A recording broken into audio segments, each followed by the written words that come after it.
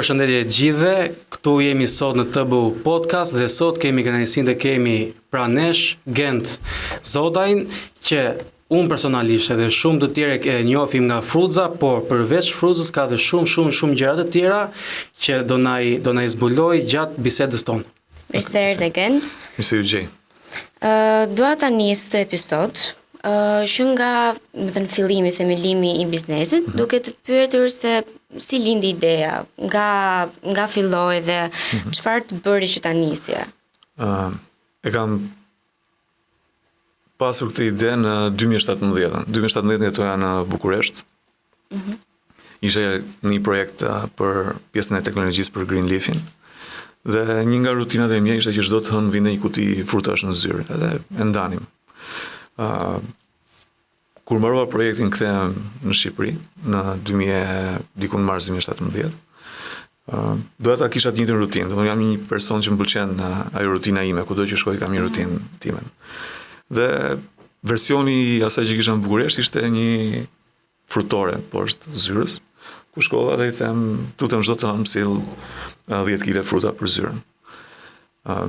U habit, mi bëri ato 10 kg në të hënën e parë që shkova. Të hënës tjetër harroj dhe unë e marr në telefon, i them ku janë frutat e mia, pse s'kan ardhur në zyrë. U habita, po mendova që bëra shaka, edhe i sollin. Të hënës tjetër harroj prap, e marr prap telefonin, i them ku janë frutat e mia. Mendova që bëra shaka, do ishte kjo mosbesimi i një personi i cili i paraporosit frutat për t'i pasur në zyrë. Në zyrën atë ishim diku tek 10 inxhinier, tek informatician zhvilluesa. Dhe i them çuna goca, e di çfarë, edhe të fillojmë ndërtojmë vetë si aplikacion. Kështu ka nisur Frudza në 2021-shin. Ka qenë shtator 2021 që kam bërë atë shpalljen e parë të Frudzës dhe mori gati një vit ndërtimi i versionit të parë të platformës. Pra nga një zakon që keni pasur më përpara u krijua kjo që është tani. Po. Është një ndër gjërat që diskutojmë më shpesh me grupin, është që ka wisdom, ose ka shumë dije në natyrë. Do të thënë, asnjë gjë e madhe nuk ka lindur me një herë. Do çdo gjë e madhe është rritur. Unë nis nga një ide, nga një rutinë e vogël, dhe pas kultivimit që ti bën asaj ide ose asaj rutine, zhvillohet ato që njerëzit i kanë vënë emrin biznes, po mund t'i vënë shumë emra. Dhe është e bukur kjo se natyra jep përgjigje për çdo lloj pyetje që ne mund të kemi, se natyra ne thonë se është shkolla më e madhe dhe më e bukur që ne si njerëz mund të kemi. Por kur e nisa që thash shumë, te këto shumë është përveç punës edhe ekosistencës, është edhe mentaliteti që fshihet mbrapa këtyreve gjërave. Dhe çdo fillim e ka atë sikletin që si do ja bëjmë, çish do ja bëjmë, vështirësitë. Në qoftë se nuk është një, çfarë kanë qenë ato vështirësi që ke hasur në fillim dhe si ka perceve ti këto lloj bariera që dolën para rrugës tënde? Tregova një histori para gati 2 javësh, se si unë e kam nis biznesin në 2014. Jetoja në Prag në atë kohë. Fati i madh që kam pas në jetë është që kam jetuar në disa shtete dhe kam taku njerëz që kanë pas shembull. Dhe 2014-ën themeloj kompaninë në atë kohë. Dhe nisi si një bisedë me ish shefin tim në një punë që kisha pasur më herët. Edhe jeton të diku jashtë, më thotë Gent, kanë plan të kthehem në Shqipëri, në dhjetor 2013 ka qenë kjo. Unë atë jetoja në Prag, po isha alokuar në Vjenë. Do puna ime ka qenë konsulent dhe isha në shtete ndryshme, për banka të ndryshme, të mëdha. Thotë që se më ndihmon dot me një projekt që kishte marrë një projekt agro në atë kohë. Po nuk ka asgjë interesante. Më thotë ti ke qenë ideali i teknologjisë në kohën që ne punonim bashkë. Takohemi në Tiranë, jap një ide, i them bëjmë një platformë që të lidhim fermerët me sistemin bankar, që unë e njihja mirë, për pjesën e financimit. I pëlqeu si ide. Dhe i them nuk ka nevojë për para, i them do punoj në kohën time të lirë. Në atë kohë, projekti në Vjenë më lejonte që shkoja në Vjenë në orën 4 të mëngjesit dhe kthehesha në Tiranë në orën 12 natës ditën e njëjtë. Dhe të premte të shtunë dieli alokoja kësaj sipërmarrje. Deri në shkurt punova për ndërtimin e platformës. Profili im është biznes dhe IT, do në njoh teknologjinë. Dhe në shkurt më thot miku im, thot Gen, a mund të kryesh një kompani sepse e kam kryer një buxhet për këtë punë që ti po bën. Dhe kështu unë krijova Greenleafin, që është kompania më në 3 mars 2014. E mbaj mend si tani ditën që kam vajt tek QKR-ja quajnë atë kohë. Kam regjistruar kompaninë. Filluam duke punuar për këtë projekt, paratsisht i punësova 2 persona për të punuar. Dhe 3 muaj më vonë një tjetër shok i imi jashtë Shqipërisë më thotë Gen, kemi një projekt që lidhet me profilin tënd. Unë merresha me rregullatorin atë kohë.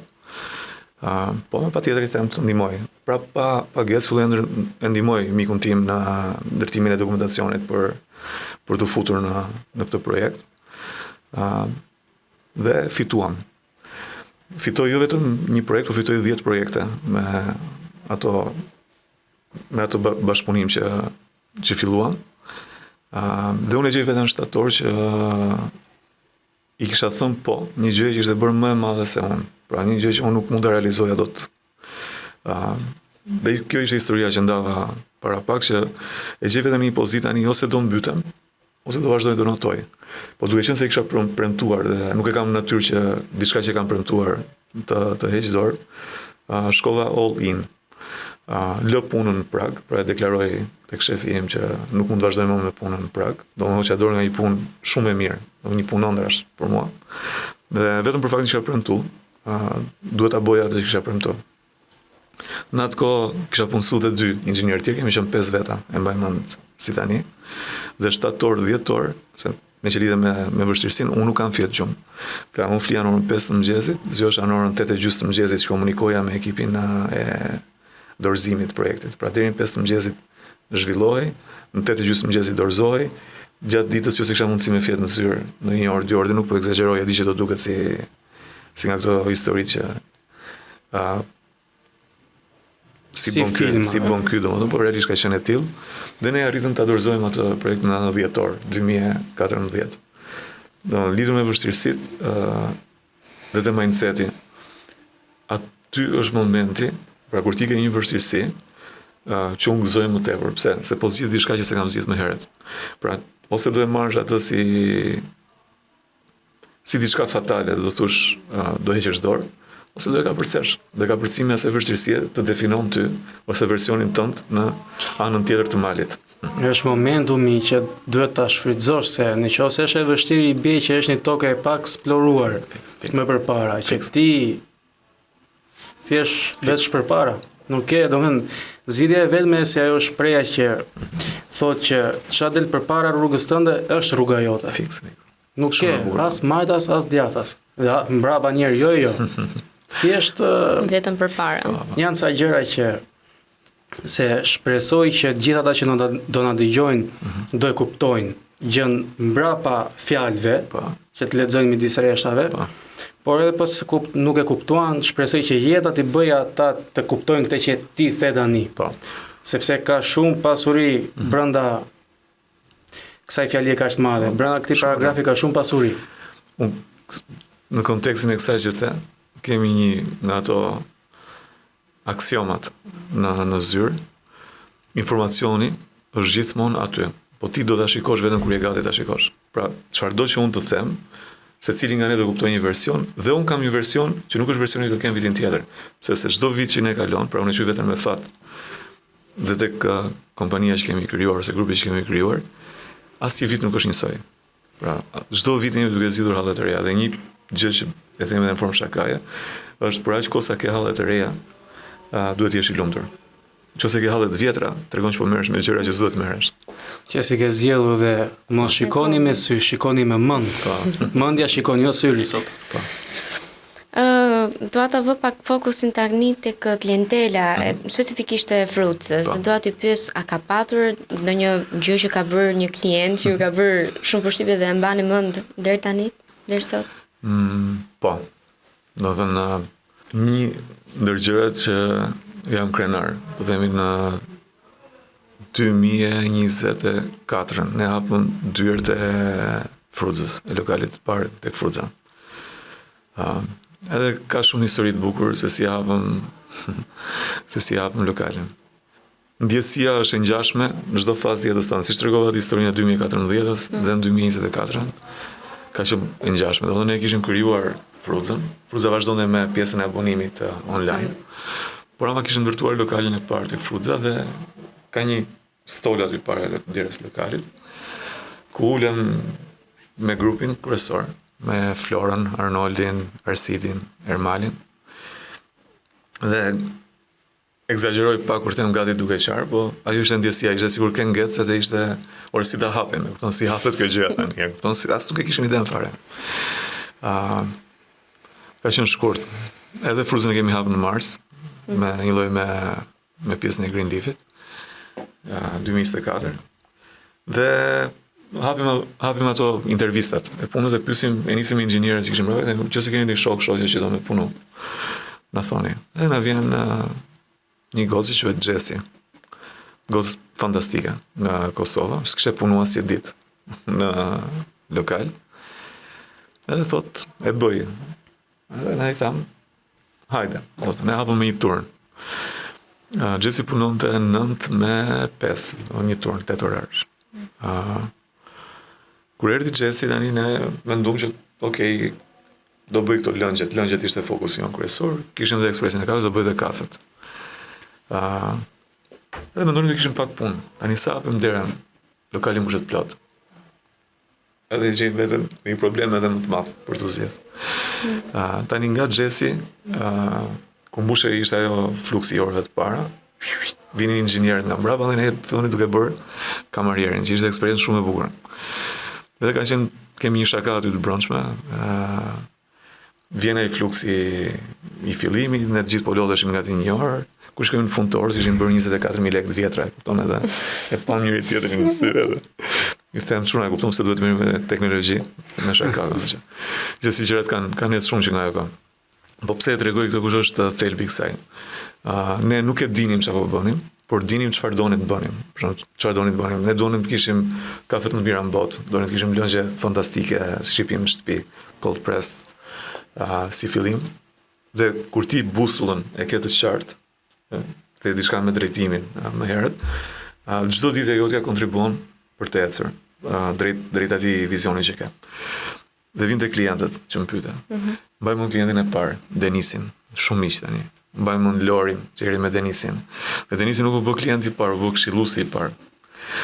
Mbaj mund çdo gjë që ju mësoni sot në shkollë,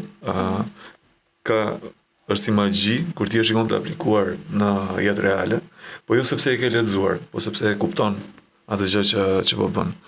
Dhe ne fillon të kuptonim tani trendin. Nëse një klient vinte herën e parë, kishte le të themi 40 deri në 50% mundësi për të rikthyer.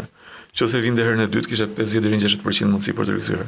Nëse vinte herën e tretë, ai klient bëi klienti jot i përhershëm. Dhe që nga aty ne filluam patëm sloganin e atij kapitullit të tonë që tham one client at a time, një klient çdo herë.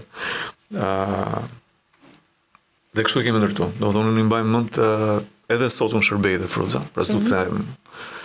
Dhe në çdo biznes ose në çdo ndërmarrje që jap dhe si këshill të grupit, nëse ti nuk je hands on, nëse ti nuk e merresh vetë me atë gjë, është shumë e vështirë për ta ngritur. Pse? Se nuk do kuptosh filozofinë e asaj që po ofron. Dhe ka diferencë të madhe mes asaj që thua dhe asaj që bën. Kështu që kështu është rritur Fruza. Unë i mbaj mend pothuajse po flasim brezin e parë të klientëve të Fruzës, sepse tani Fruza është rrit shumë.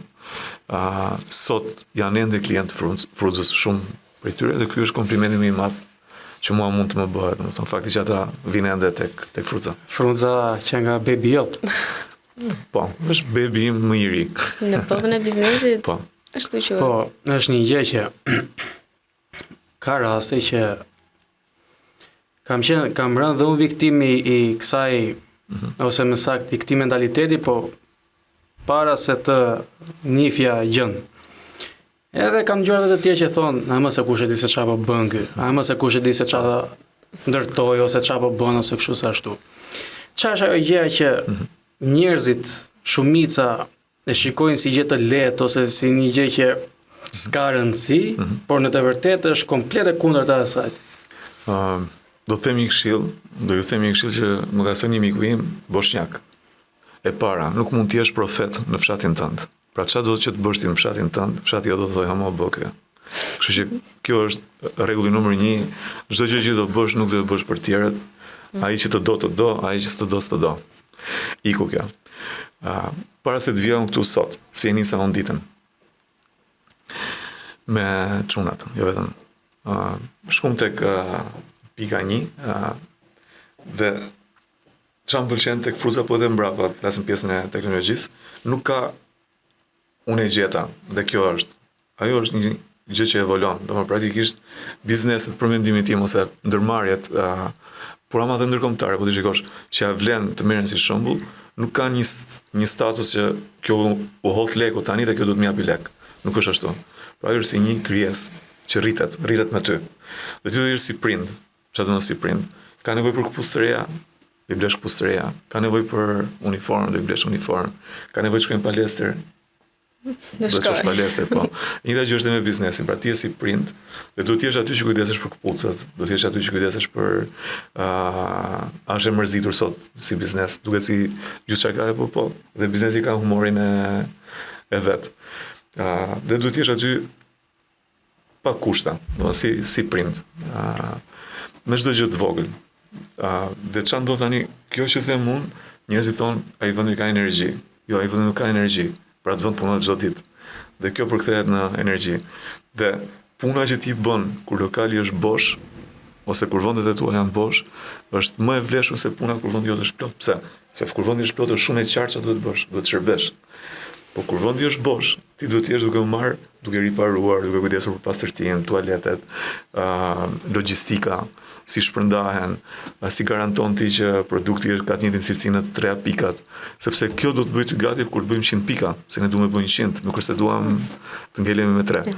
Po nëse ti dështon te pika e tretë, si do i bësh ti 100 pika? Do kjo është gjëja që ne i themi gjithmonë vetes tonë. Busulla jonë tani është 100 pika. Dhe ne kalojmë testet që duhet për të qenë të denjë, për të pasur 100 pika. Si që thamë në përpara, dhe më thënë që biznesi është si foshnja e çdo që duhet ka gjërat e veta, duhet ta mirëmbash, të themi. Gjatë udhëtimit profesional, tuaj dhe të çdo biznesmeni, dhe më thënë çdo njeri bën gabimet dhe doa të tjetë cilat janë dhe më thënë gabime që keni bërë gjatë sipërmarrjes që në vend tjetër nuk do i kapnit ose nuk do mësonit nga to. Einsteini thotë një shprehje, nëse nuk e bër asnjë gabim, tregon që s'ke bërë asgjë të re në jetën tënde. Pra, ato periudha kur unë e gjej veten pa gabime, tregon që ka diçka që nuk shkon me mua. Se i di që kam ngelur në vend. Po, fiks. Dhe kemi një tjetër, ka një gjë të bukur me historitë, prandaj i them formë historie. Se historitë japin formë ngjarjeve. Pra mund të ketë ngjarje të mërzitshme, po konteksti i ngjarjes ose historia e ngjarjes jep atë ka të magjin për mendimin tim dhe informacionin që duhet për gjën. Unë tregova historinë me Jessin, që erdhi pas i ditë eksperiencë dhe Jessi na duk goca më e talentuar në botë, dhe është goca më e talentuar në botë. Po ama nuk e kishte gjën e vet, flasim profesionin e vet, ishte në mënyrë të përkohshme. Bas Jessit erdhën ata punojës që kishin po themi ishin ekspert në menaxhimin e IBAR-i. Pra Jessi mund të duke gabim, që pse s'more dikë më të trajnuar, kur ne morëm njerëz të trajnuar, po Jessi ka qenë gjëja më e bukur që ndodhi, pse se ne e hapëm me Jessin. Pra ne po them që ka ato që quhen gabime, nuk janë gabime, janë pjesë e rrugtimit tënd. Po, siç. Po. Kështu që nuk ka asnjë gabim që nuk do e bëja. Pse? Sepse ato gabime kanë qenë që kanë definu rrugën tonë për këtu ku jemi sot. Por dhe sot gabimet që bëjmë, për shembull vitin e kaluar, se ka gabime, unë jam krenar që ne humbëm shumë lek. Pse? Se që se nuk do kishim humbur shumë lek, nuk do kishim marrë informacionin që kemi. Dhe ato para, deri ku kanë qenë një eksperiment për ne, që ne të dim këtë që dim sot dhe të punojmë si punojmë sot. Kështu që ka magji në atë që definohet si gabim. Çfarë është e rëndësishme, ama, është që ti të mos bësh gabime që janë fatale për ty si biznes. Një ndër prezantimet që bëj kur më ftojnë në për konferenca është filozofia që kemi si grup, që është survive and grow. Për praktikisht, që son do thosha që kam një grafik, që t'jap me formë grafikut, në mënyrë se si marr vendime. Pyetjet që unë i bëj vetes është a afekton ky vendim mbijetesën time dhe a ndihmon ky vendim në rritjen time. Qose ai nuk afekton në mbijetesën tonë, pra praktikisht nuk na vret, dhe ndihmon në rritje, unë gjithmonë them po. Çdo gabim ka vlefshmërinë e vet, vetëm gabime fatale jo, që nuk rri më këmbësh dot. Ose kur t'jetë fatal do e marrë vesh, se do vdesit. Nëse dhe ai nuk është fundi, besoj. Është fillim i ri. Bravo, fiks. Mund ta quash fiks. Është shumë e bukur kjo që ke shumë drejt. Është shumë e bukur. Nuk ka fund. Pra, për aq kohë sa nuk të merr jetën, e cakton vetë fundin. Fiks. Në qoftë se je i Zotit, mund të rrimë këmbësh në çdo gjë që të ka hedhur në tokë. Patjetër. Po nisi diçka vetëm vazhdim ka s'ka fund. Është çështje me shumë filozofi e çan ndjek secili. Fiksi. Dhe është një puzzle i madh që ti do i vendosh ato cop si punë e xhesit që ndoshta nuk ishte kualifikuar, por ishte një pjesë puzzle-i që e ndërtoi gjithë atë figurën vizion. Endezi do të fiks. Një pjesë shumë themelore. Është e pashmangshme kjo gjë. Patjetër. Edhe mirë do ishte që edhe ne mos të donim ta shmangnim. Patjetër. Pra është një gjë që ne duhet ta jetojmë, ta vuajmë në thonjza, në gjithmonë në kondicionin e mirë të vojtjes. Por pranë teje gjithmonë është ajo, se unë shikoj tek e vetja që njerëzit vërdall meje ose ambienti që unë ndërtoj, ndikon shumë psikologjikisht unë. Dhe ti përmende grupin, që ke.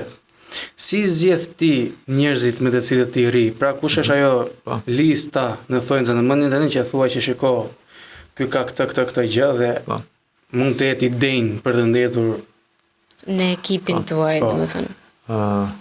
E para, unë nuk mendoj që pozicionimi i duhur është të zgjedhësh njerëz. Do ta them pse e them këtë.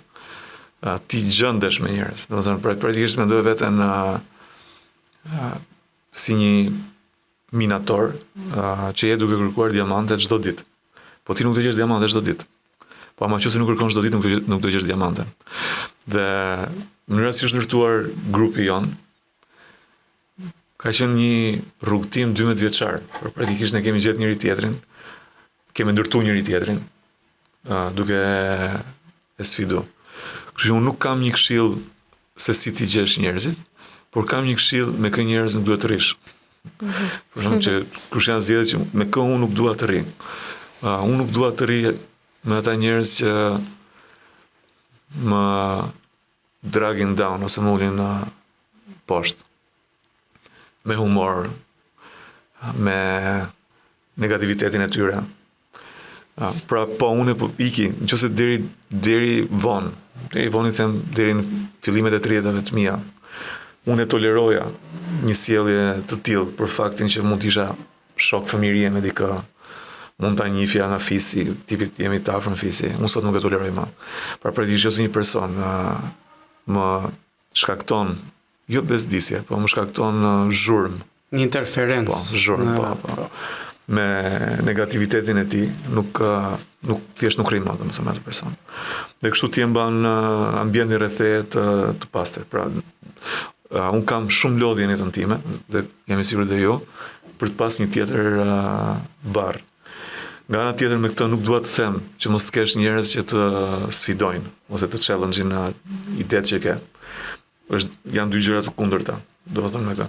Pra kemi një shprehje në këtë ja kam marr Ray Dalio's me Principles by Ray Dalio, është një super libër ku në kompaninë e tij secili ka pas një kartë.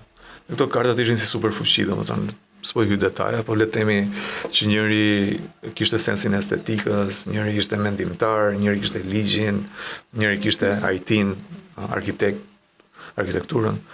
Dhe jo çdo njeri mund të jepte opinion për çdo gjë. Pra ti duhet kishe ca pikë në kartën tënde para se të jepje një ide.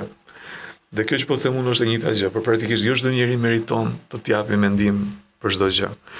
Por ata që t'japin, për ata që ke pas në rrugtimin tënde ti e di për shembull një person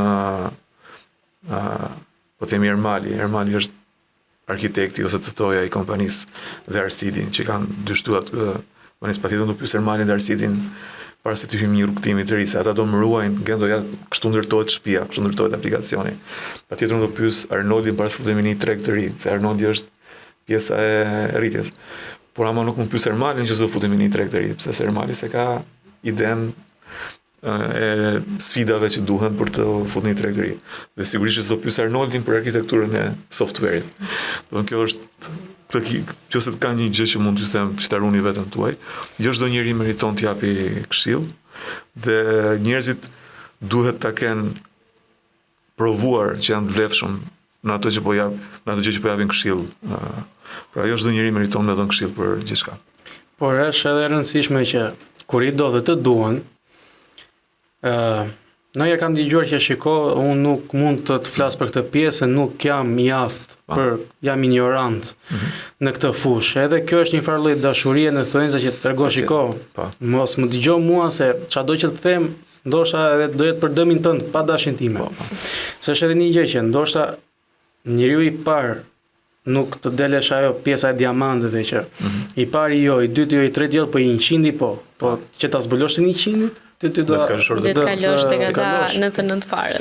Por ne kemi një mani që ne të shtojmë ato hekrat ke burgu jon mendor, nuk në vend që ti heqim ne, po ne i shtojmë kangjëllat. Bile dhe i trashim ato hekrat, që mos dalim dot. Puna kryesore e secilit nga ne, për mendimin tim, është e brendshme.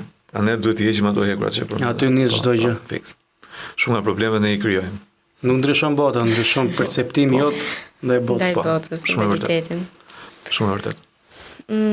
Duke u kthyer përsëri pak tek klientët, ka patur ndonjë mësim që keni marrë nga klientët, diçka që, më thënë, aq shumë ju ka bërë përshtypje sa që edhe sot e kujtoni.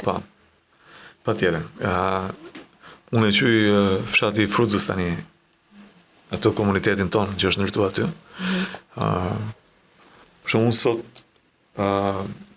nuk po bëj reklam, po nuk blej më asgjë. Vishem me rrobat e krijuara nga një mik shumë i mirë i imi, që jemi njohur te Fruza dhe jetojmë bashkë në mënyrën se si po ndërtojmë jetët tona në bizneset tona. Është një djalë që e takova sot për pjesën ligjore, që jemi njohur te Fruza dhe jemi bë shumë miq. Që është bërë këshilltar i imi për anën ligjore. Pjesën e estetikës, pjesën e pjatave të reja. Si prindi mirë, nuk mendoj që jam, po themi përpiqem të jem prindi mirë për Fruzën. Roli im kryesor është të dëgjoj, pra nuk është të imponoj. Dhe shumë nga gjërat e Fruzës janë lind nga klientët e Fruzës, që unë nuk i quaj më klient, po i quaj pjesë të komunitetit të Fruzës. Pra, ata kujdesen më shumë për mua se kujdesem unë për veten ndonjëherë.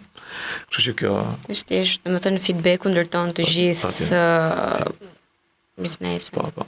Po, mund ta, për shembull, ka një gjë, isha dje në një panel.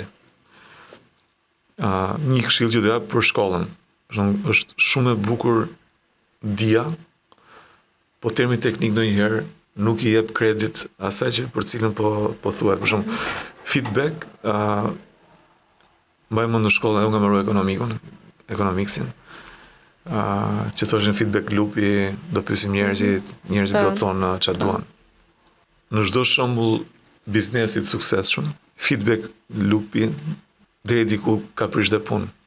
Një tjetër libër nga të mit të preferuar, Thinking Fast and Slow, edhe mbajmë ka qenë një eksperiment që thoshte, nëse pyet njerëzit kë ke qef, kafen apo çajin, do të thotë ca kafen, ca çajin.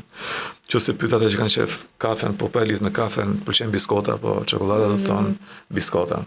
Pasi ka çaj, do të thonë çokolada, po çokolada nuk shkon me çaj, biskota nuk shkon me kafen. Po të jap si analogji.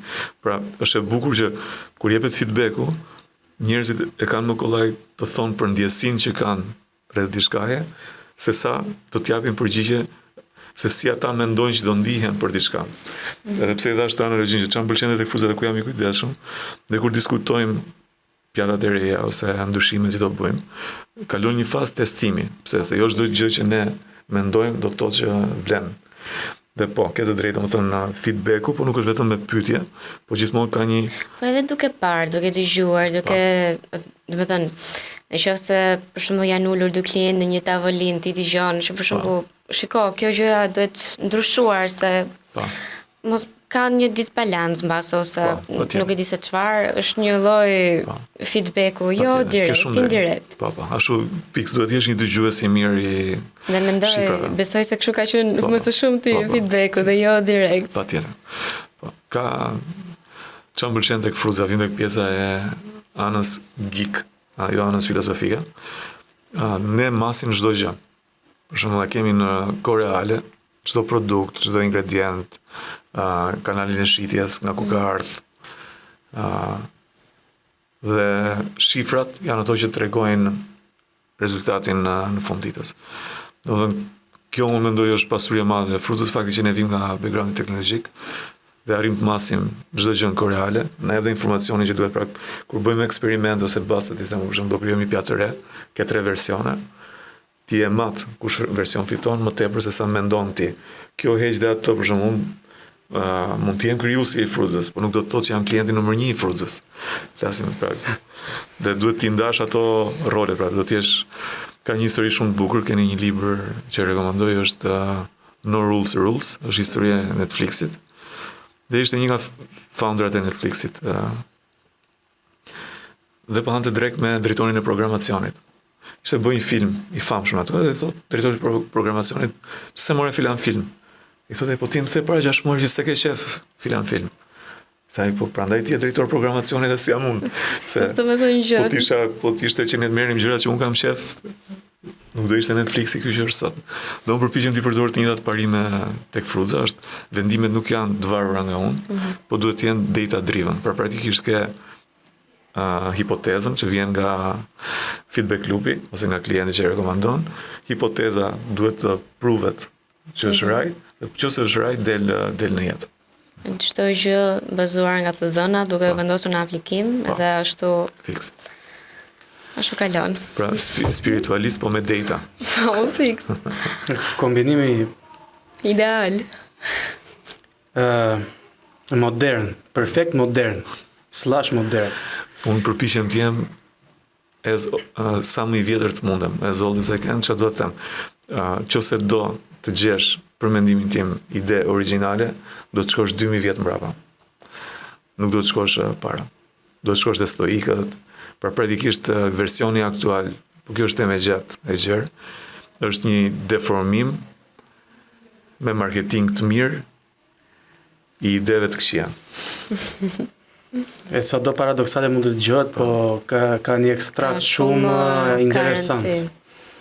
Një person që ka qenë pranë teje ose që ka qenë shumë i rëndësishëm në gjatë rrugtimit tënd, si gent. Po.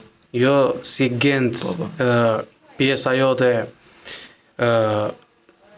shpirtërore ose personale, po më shumë te rrugtimi jot gjatë gentit sipërmarrësit. Rrugtimi profesional. Unë jam njeriu më me fat në botë për familjen që kam. Shoku im i ngushtë dhe miku im i mirë është një vëlla, që fëmijë, lasim që të vegjël. Rrugës më është bashkuar bashkëshortja ime, lasim që është edhe ajo sipërmarrëse shumë e suksesshme. Po gjithmonë aty për mua ka qenë mami dhe babi. Domethënë është tani pse i them këto dhe bëhem emocional kur i them. Ndonjëherë ne njerëzit i kërkojnë përgjigje jashtë ose larg, edhe ndoshta marrim ca përgjigje. po ndoshta për pyetjet e gabuara. Dhe gjitha përgjigjet që ne kemi nevojë janë brenda rrethit ton. Më janë afruar dhe grupin që përmend si grupin e afërt, e di që janë klishe, po bëhesh familje, se familjet bën koha që ti shpenzon me njëri tjetrin. Kështu që këta janë njerëzit e mi. Një grup i mirë bën çdo gjë. Po, me ata e di që e përdor ndonjëherë si shprehje. Kur them që e di që do pushtoj botën, për shembull, se jo në kuptimin e keq të fjalës, domethënë, po e di që mund të shkojmë kudo në botë dhe të kemi sukses, se mjafton koha që ne kemi me njëri tjetrin për që të lumtur. Dhe kur ke këtë, ti nis me një plus të madh. Pra, tani dhe ky version i vetes time që unë po tregoj, ka qenë shumë punë e madhe dhe luftë e vazhdueshme me veten që të arrish në këtë version. Dhe prap frika ime më e madhe që kam çdo ditë jetës time është që mos ta humb këtë version. Pra kjo është lufta më e madhe që un kam sot, pra nuk është biznesi, është kjo që tregoj për njerëzit e mi, për grupin tim, sepse kjo lloj qetësie ose kjo lloj paqe me veten krijon mundësinë që ti të përballosh çdo luftë. Un jam vet 25 edhe ndonjëherë do të bëj ndonjëherë eremit, ndonjë monk, do pra ta çoj në nivel pak më 25 ju kanë atë. Nuk mundesh të ndjesë. Patjetër se kam akoma shumë rrugë. Kjo është thjesht një pjesë e rrugës, po. Është ajo që ti ke ndërtuar një gjë që s'do ta humbasësh, por unë mendoj që je shumë i paftë për ta humbur këtë version. Pse? Se është një rrugë që ti e ke bërë me shumë forcë, me shumë themele kaq të forta sa është kompliment që je i paaft për ta humbur këtë version. Unë e vlerësoj dhe po e marr si kompliment. Do t'jap se në erën për fruzën, po më ndodh shpesh kjo se njerëzit e keq kuptojnë për mendimin tim edhe veten e tyre. Për shembull, po të vish kur vini tek fruzarës tjetër, ne kemi open space dhe të gjitha bizneset janë të gërshetuara. Dhe në fillim njerëzit mendonin që është bullshit ose është idiotësi. Tani thonë që janë ngritur punët, po them edhe thonë, okay, kjo është e bukur si gjë. Dhe filozofia që kisha në atë kohë është, unë nuk kam 100 kapele, unë kam 1 kapele. Dhe me këtë kapele jam dhe genti teknicien, jam dhe genti fruzës, jam dhe genti farmacis, dhe kemi edhe një farmacit madhe si biznes. Jam dhe gjendi Islandit, kemi zyra ndërkombëtare. Tani çan ndodh me pse e gjej veten shpesh herë që thon, mendoja do flisim për fruta dhe po flasim për filozofi. Sepse në çdo gjë që ju do bëni, filozofia ka rëndësi. Tani filozofia nuk është një term që ne jemi bullizuar si fëmijë, u bëj filozofi, nuk është ajo. Filozofia është ti të kuptosh rëndësinë e gjës. Pra ti shkosh në themel gjës. Kur ti shkon në themel gjës, unë nuk mund të flas për frutat, pra se si zgjedh frutat, pse patjetër ato do janë fantastike. Çfarë mund të them më tepër se kaq unë. Por kur unë flas për filozofinë se si ne përpiqemi të rritemi, se si ne përpiqemi të shpërndajmë filozofinë tonë ose artin tonë në botë, ajo është filozofi, unë nuk kam se si do flas ndryshe. Tani pse ta them që sfida më e madhe për secilin nga ne është e brendshme dhe njerëzit e keq kuptojnë. Nuk është unë duke u përpjekur të jem eremit ose monk ose një krijesë spiritualiste fake. Pathi i çdo njeriu në mënyrë të pavitueshme kalon këto faza. Pra në një moment në jetë i do përballesh me kush jam unë, pyetje ekzistenciale. Po jo sepse ke lexuar te Nietzsche, te Freudi, ku janë te Jung, po, sepse të vjen pyetje brendshme. Siç po të vjen ty ka ardhur dhe atyre personave që ti e merr si shembull. Dhe ata janë marrë me veten e tyre dhe kanë nxjerr përgjigjet e tyre. Dhe ti do të gjesh përgjigjet e tua. Një libër tjetër që më pëlqen, do ku e kam përmend me filozofinë adleriane, s'po vjen titulli tani. Deri tek diku tregon pathin e secilit nga ne. Për shembull, në të 20-tat e tua, kur thash to ide të këqija, veshur marketing të mirë për të deformuar, ty të është thënë që ti duhet ta kishe një shtëpi tani. Ti duhet ta kishe një të dashur fikse për të martuar. Ti duhet ta kishe një makinë shumë mirë, domethënë. Pra ky është marketing i keq që i bëhet të rinjve sot, për t'i thënë që definimi jot vjen nga gjëja materiale, nga gjëja e jashtme. Për nga ajo çka nga për të tjerët në atë moshë, do ta bëjnë të gjithë në një moshë. Po, ndërkohë që nëse ti lexon shifrat, nuk është e vërtet. Shumë pak njerëz në atë moshë kanë të gjëra për cilat shitet. Secili ka rrugtimin do të thënë etiose të saj nuk është punë, nuk është diçka kaq lineare, është shumë me shumë faza, me shumë ngritje dhe ulje, nuk është. Dhe pikërisht tu dua të ndalem që domethënë si keni ndryshuar ju si person para themelimit të bizneseve tuaja dhe pas, çka ka ndryshuar tek ju? Unë kam qenë shumë plak 25 dhe jam shumë i ri 42. Po.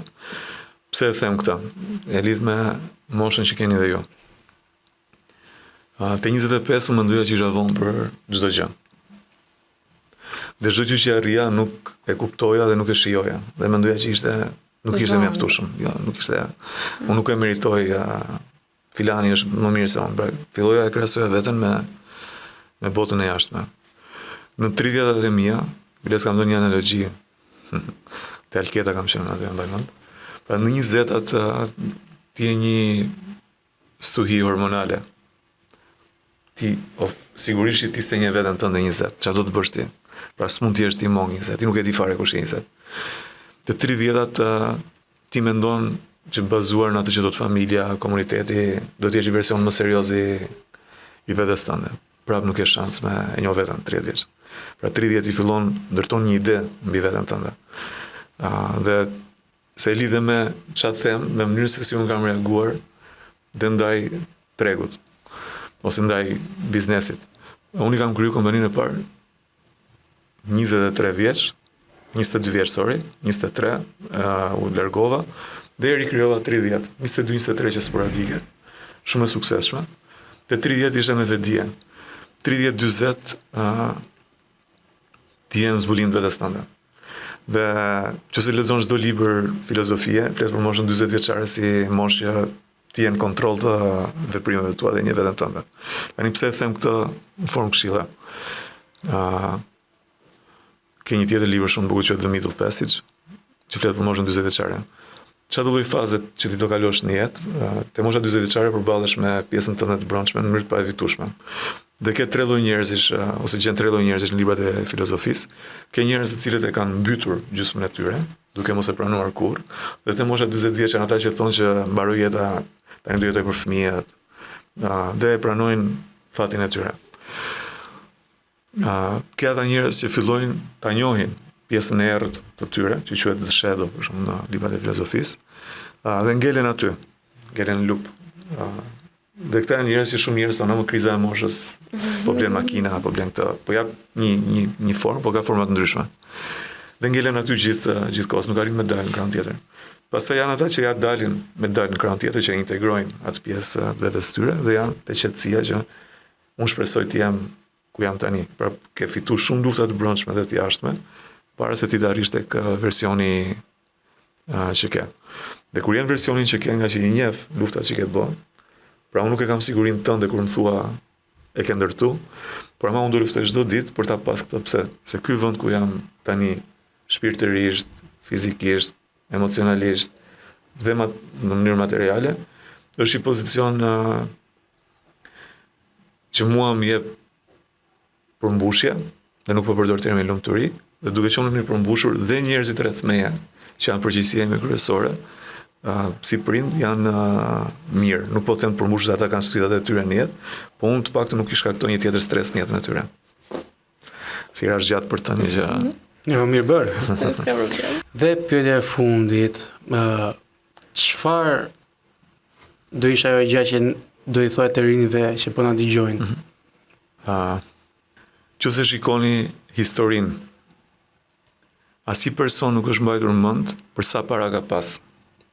Po çdo person është mbajtur mbajtur mend për mënyrën se si ka jetuar dhe filozofinë mbasjetës së tij.